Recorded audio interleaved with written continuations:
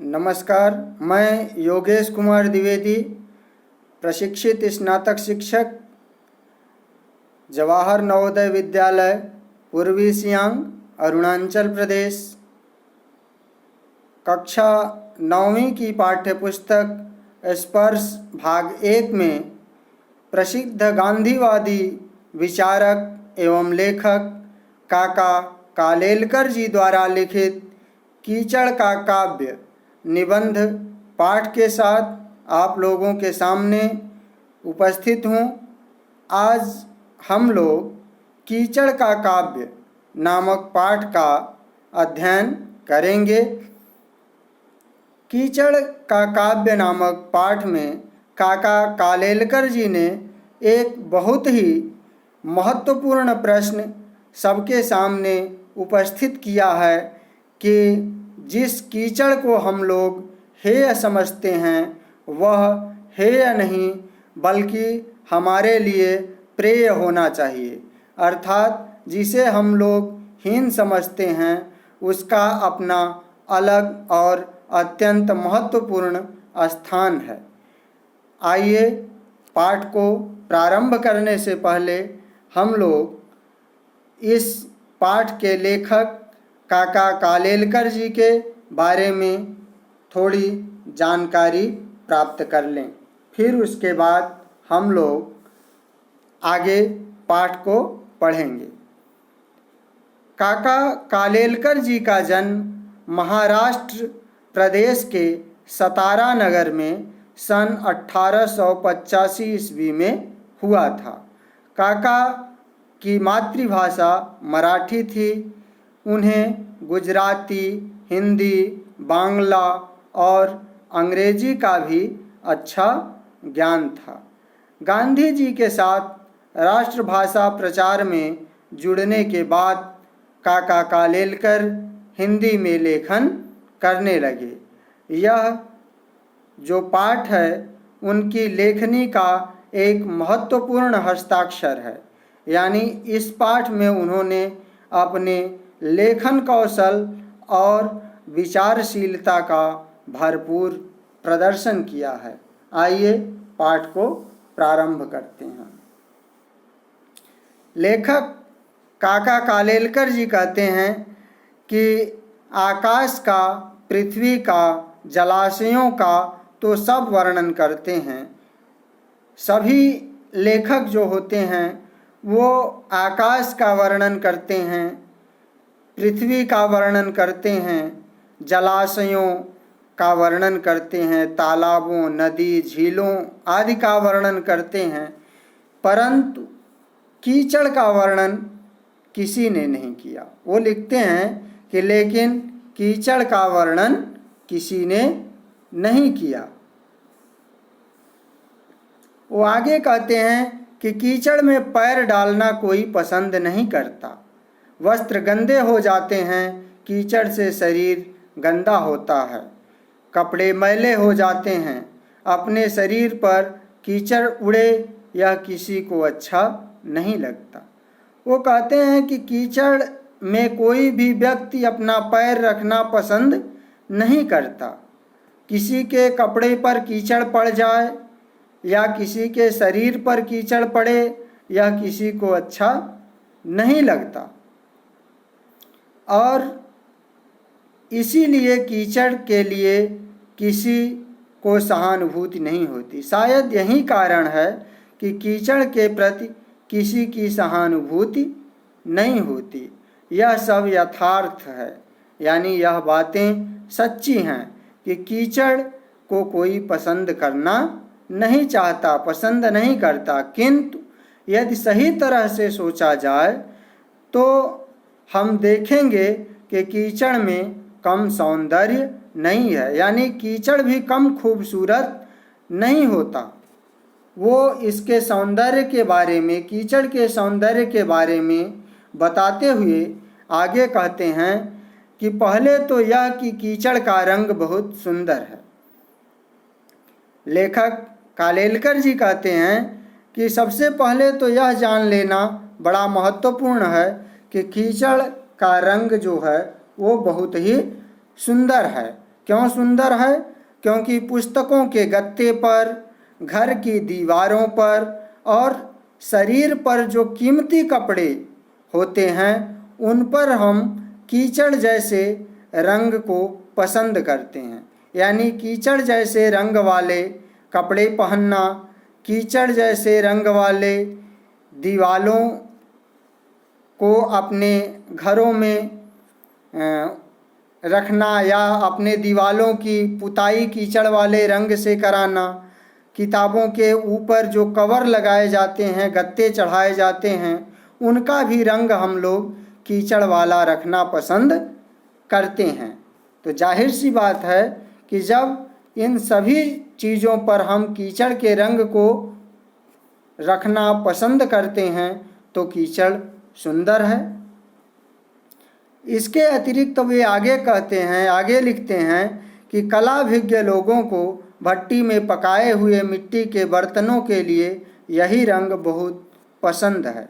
जो कलाभिज्ञ होते हैं, जो कलाकार लोग होते हैं, जैसे कुम्हार या अन्य बर्तन बनाने वाले कलाकार, वो लोग भी जो मिट्टी का बर्तन बनाते हैं उस पर जब तक यह कीचड़ वाला रंग नहीं आ जाता तब तक उसे अच्छा नहीं मानते। साथ ही साथ वो लिखते हैं कि फ़ोटो लेते समय भी यदि उसमें कीचड़ का या किसी ठीकरे का रंग आ जाए तो उसे वार्म टोन कहकर विज्ञ लोग खुश हो जाते हैं। और जो फोटोग्राफर लोग होते हैं वो भी अपनी फ़ोटो लेते समय इस कीचड़ के रंग को काफ़ी महत्व देते हैं, यानी कीचड़ के रंग को काफ़ी पसंद करते हैं। और यदि कभी उन्हें यह रंग मिल जाता है कीचड़ वाला तो वह कहते हैं कि वार्म टोन, यानी कितना सुंदर रंग है, इसे वार्म टोन कह करके वो संबोधित करते हैं। आगे लिखते हैं कि नदी के किनारे जब कीचड़ सूख करके उसके टुकड़े हो जाते हैं तब वे कितने सुंदर दिखते हैं। नदियों के किनारे जो नदियों द्वारा मिट्टी बहा करके लिए आई होती है, उसे जब वह सूख जाता है, सूखने के बाद जो उसके टुकड़े हो जाते हैं वो कितने सुंदर दिखाई देते हैं।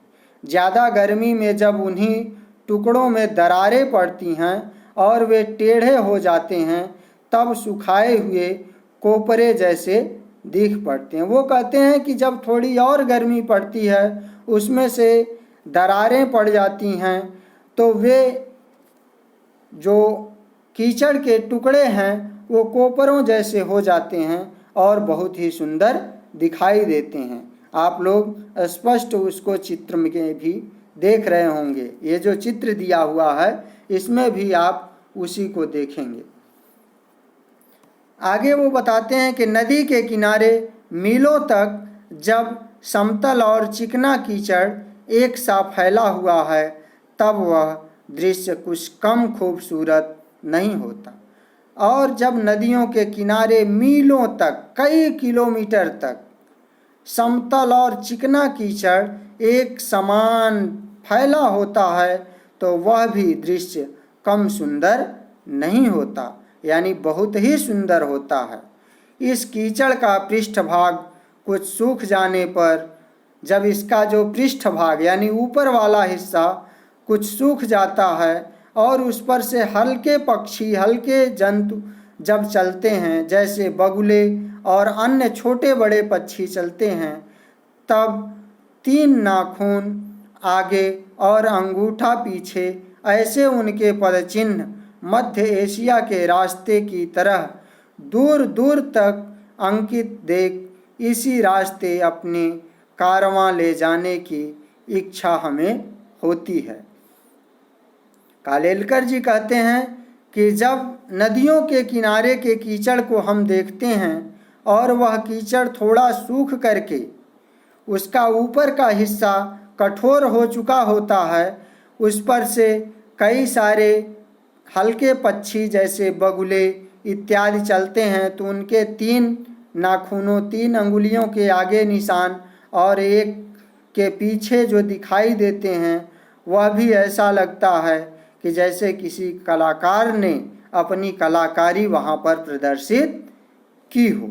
और हमारी इच्छा होती है कि हम भी अपना कारवां, हम भी अपना रास्ता इसी कीचड़ के रास्ते, कारवां मतलब होता है कि लोगों का जो समूह यात्रा में एक साथ निकलता है उसे हम कारवां कहते हैं ना। जब ढेर सारे लोग एक साथ किसी यात्रा पर जा रहे होते हैं तो उनके समूह को कारवां कहते हैं। तो लेखक भी लिखते हैं कि ऐसा लगता है कि हम लोग भी इसी रास्ते से अपनी यात्रा को प्रारंभ करें या इसी रास्ते से अपनी यात्रा पूरी करें। आगे वो कहते हैं कि फिर जब कीचड़ ज़्यादा सूख करके जमीन ठोस हो जाए तब गाय, भैंस, बैल, पाड़े, भेड़, बकरे इत्यादि के पद चिन्ह उस पर अंकित होते हैं। यानी जब कीचड़ और थोड़ा सूख जाता है, यानी अब उस पर से केवल छोटे पक्षी ही नहीं बल्कि बड़े जीव जंतु भी चलने के योग्य हो जाए, तब क्या होता है कि उसकी शोभा अलग होती है, क्योंकि उस पर गायों के, बैलों के, पाड़े के, भेड़, बकरे इत्यादि के जो पदचिन्ह होते हैं, जो फुट स्टेप्स होते हैं, पदचिन्ह होते हैं, वो भी बहुत ही सुंदर दिखाई देते हैं। और फिर जब दो मदमस्त पाड़े, जब दो मदमस्त यानी अपनी मद में चूर, मदमस्त शब्द क्या है? विशेषण है। जो मदमस्त पाड़े अपने सींगों से कीचड़ को रौंद कर आपस में लड़ते हैं। पाड़े का मतलब है कि भैंसों से, कि जब दो भैंसों के बच्चे पाड़े आपस में लड़ते हैं तो नदी के किनारे उनके जो पदचिन्ह और सींगों के ऐसे निशान मिलते हैं कि मानो महिषकुल के भारतीय युद्ध का पूरा इतिहास ही इस करदम लेख में लिखा हो, ऐसा भास होता है। ऐसा लगता है कि भारतीय युद्ध का पूरा इतिहास इस करदम, करदम का मतलब होता है कीचड़ के लेख में लिखा हो, ऐसा प्रतीत होता है। आगे चित्र के माध्यम से आप देख सकते हैं कि ये विभिन्न पशु हैं जो कीचड़ सूख जाने पर उस पर चलते हैं तथा उनमें युद्ध करते हैं, पाड़े लड़ते हैं। तो ऐसा लगता है कि पूरा महिषकुल का युद्ध इसमें सार्थक हो गया हो। आगे वो कहते हैं कि कीचड़ देखना हो तो गंगा के किनारे या सिंधु के किनारे आप जाइए। अगर आप कीचड़ को देखना चाहते हैं तो आपको गंगा नदी के किनारे या सिंधु नदी के किनारे जाना चाहिए। और यदि यहाँ जाने पर भी आपकी इतने से भी तृप्ति न हो तो सीधे खंभात पहुँचिए। खंभात एक स्थान का नाम है जो अरब सागर के समीप है। ठीक है, यहाँ पर गुजरात प्रदेश के पास है खंभात की खाड़ी। यहाँ पर साबरमती, माही और ताप्ती इत्यादि नदियाँ मिलती हैं, खंभात की खाड़ी में गिरती हैं। और वहाँ पर बहुत ज़्यादा कीचड़ हो गया है।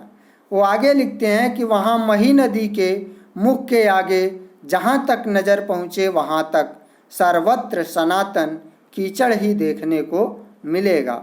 उस खंभात की खाड़ी में यदि आप जाएंगे तो मही नदी के किनारे, मही नदी के मुख के आगे जहाँ तक आपकी नज़र जाएगी वहाँ तक सर्वत्र सभी जगह कीचड़ ही कीचड़ आपको दिखाई पड़ेगा। और इस कीचड़ में हाथी डूब जाएंगे ऐसा कहना अल्पोक्ति करने जैसा है। यानी वहाँ इतने कीचड़ हैं कि वहाँ हाथी के हाथी, पहाड़ के पहाड़ इसमें डूब जाएंगे। उसमें हाथी पूरी डूब जाए और उसमें पूरे के पूरे पहाड़ भी लुप्त हो जाएं, इतना कीचड़ वहाँ पर है। लेखक के कहने का तात्पर्य है कि वहाँ आपको इतना ज़्यादा कीचड़ मिलेगा कि जिसकी कोई सीमा नहीं है। यह चित्र है खंभात की खाड़ी का, जिसमें आप दूर से ही उस कीचड़ को देख रहे होंगे। और कीचड़ में ही हम दलदल का नाम सुनते हैं ना। दलदल एक ऐसी भूमि का वह भाग होता है जिसमें पानी और मिट्टी होती है, और उसमें एक बार आदमी गिर जाता है तो नीचे ही धंसता चला जाता है। आगे वो लिखते हैं कि हमारा जो अन्न है, हमारा जो प्रमुख खाद्यान्न धान है, जो उत्तर भारत में प्रमुख रूप से पैदा होता है, यह भी कीचड़ में ही पैदा होता है। इसका जागृत भान यदि हर मनुष्य को होता तो वह कभी कीचड़ का तिरस्कार न करता। यदि सभी मनुष्य यह जान जाएं, अच्छे से समझ जाएं कि हमारा जो अन्न है जिसे हम खाते हैं वह कीचड़ में पैदा होता है, तो कोई भी शायद कीचड़ का ऐसा तिरस्कार न करता, कीचड़ से घृणा न करता। एक अजीब बात तो देखिए, पंक शब्द घृणास्पद लगता है। पंक मतलब कीचड़। कीचड़ सुनकर के हम लोगों को घृणा आती है, हम लोग हेट करते हैं उससे न। लेकिन यदि पंकज शब्द सुनते हैं तो सभी लोग क्या होते हैं, डोलने लगते हैं और गाने लगते हैं। पंकज का मतलब होता है कमल, पंक मतलब कीचड़ और पंकज का मतलब कमल, यानी पंक से जो जायमान है। पंकज का अगर विच्छेद करेंगे तो होता है पंक से जायमान, यानी जो पंक से उत्पन्न होता है वही पंकज है। यानी जो कीचड़ से उत्पन्न होता है उस कमल का नाम सुन करके तो हम लोग प्रसन्न होते हैं, लेकिन उस कीचड़ को हम लोग आदर और सम्मान नहीं देते। मल बिल्कुल मलिन माना जाता है। जो मल होता है, अपशिष्ट होता है, वह तो हम मलिन मानते हैं, किंतु कमल शब्द सुनते ही चित्त में प्रसन्नता और आह्लादकत्व फूट पड़ते हैं। यानी हमारे चित्त में जब हम कमल सुनते हैं, कमल के पुष्प की बात, हम लोग कहते हैं कि उसकी आँखें कमल जैसी हैं, कमल नेत्र हैं, ठीक है, कमल के समान आँखें हैं, तो हमारा मन बड़ा प्रसन्न हो जाता है। कमल का नाम सुनते ही हम आह्लादित हो उठते हैं, अंदर से हमारे अंदर प्रसन्नता फूट पड़ती है। और लेखक कहते हैं कि कवियों की ऐसी युक्ति शून्य वृत्ति उनके सामने हम रखें तो वो कहेंगे कि आप वासुदेव की पूजा करते हैं, इसलिए वसुदेव को तो नहीं पूजते। अगर हम यह बात कवियों और लेखकों के सामने रखें तो वह अपनी तर्कयुक्त बात रखते हैं कि तर्कयुक्त क्या, युक्ति शून्य होती है, लेकिन वो कवि या लेखक उसे ही अपना तर्क मान लेते हैं। वो कहते हैं कि आप वासुदेव की पूजा करते हैं। वासुदेव अर्थात श्री कृष्ण। आप श्री कृष्ण की पूजा करते हैं, इसलिए वासुदेव को तो नहीं पूजते। वसुदेव कौन है? श्री कृष्ण के पिता। लोग कहेंगे कि आप श्री कृष्ण की तो पूजा करते हैं, लेकिन उनके पिता वसुदेव की पूजा क्यों नहीं करते? ठीक इसी तरह से हम लोग कमल की पूजा करते हैं, कमल को पसंद करते हैं, कीचड़ को नहीं। वो दूसरा तर्क देंगे कि हीरे का भारी मूल्य देते हैं, किंतु कोयले या पत्थर का नहीं देते। वो कहेंगे कि हम लोग हीरे का मूल्य तो बहुत ज़्यादा देते हैं, हीरे को बहुत मूल्यवान मानते हैं, लेकिन कोयले या अन्य पत्थरों को उतना मूल्यवान नहीं मानते। जबकि हीरा भी होता है जो वो कोयले की खदानों में ही पाया जाता है, यानी कोयले के खदान से हीरा मिलता है। वो कहेंगे, और वो अगला तर्क दे सकते हैं कि मोती को कंठ में बांध कर फिरते हैं, किंतु उसकी मातुश्री को गले में नहीं बांधते। हम लोग मोती को तो गले में पहनते हैं, लेकिन उसकी मातुश्री मातुश्री मतलब जिसमें मोती उत्पन्न होती है, वह कौन सी चीज़ है? सीपी। सीपी में मोती उत्पन्न होती है, तो सीपी को लेखक ने मोती की माता कह करके संबोधित किया है ना, कि हम लोग मोती को तो गले में पहनते हैं, लेकिन इसका मतलब तो यह नहीं कि हम सीपी भी गले में पहनने लगें। कम से कम इस विषय पर तो कवियों के साथ तो चर्चा न करना ही उत्तम है। आगे कालेलकर जी कहते हैं कि इस तरह से इन विषयों पर कवियों के सामने चर्चा करना तो उत्तम नहीं है, चर्चा करना उत्तम नहीं है। इस प्रकार से इस पूरे पाठ में काका कालेलकर जी ने हमें यह बताने का भरपूर प्रयत्न किया है कि हमें कीचड़ से घृणा नहीं बल्कि प्रेम करना चाहिए, क्योंकि अनेक रूपों में हम कीचड़ का आदर करते हैं और सबसे महत्वपूर्ण जो चीज़ है वह हमारा अनाज और अन्न है, जिसका उत्पादन कीचड़ में होता है। और यदि कीचड़ न हो तो हमें अनाज नहीं मिलेगा, और यदि अनाज नहीं होगा तो हम जीवित नहीं होंगे। और जिसे हम लोग सबसे सुंदर पुष्प मानते हैं, जिसे देख करके, जिसका नाम सुन करके हम प्रसन्न होते हैं, वह कमल भी कीचड़ में ही खिलता है। तो इस प्रकार मैं उम्मीद करता हूँ कि आप लोगों को यह पाठ अच्छे से समझ में आ गया होगा। धन्यवाद।